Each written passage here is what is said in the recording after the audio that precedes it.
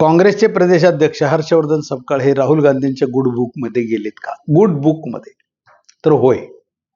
दिल्लीतल्या ह्या चर्चा आहेत आज. एकच विषय, सुनेत्राताई पवार यांची निवडणूक. या पोटनिवडणुकीमध्ये काँग्रेसचा उमेदवार हा दिला त्यांनी आणि देणारच ही त्यांची जिद्द. आणि त्याच्या पुढच्या घटना आपण बघितल्या. या एका कारणास्तवच ते गुड बुक मध्ये गेले आणि त्यांनी जे स्किल दाखवायचं होतं स्वतःचं राजकारणातलं, त्यांना जणू काही असं नो व्हॅल्यू.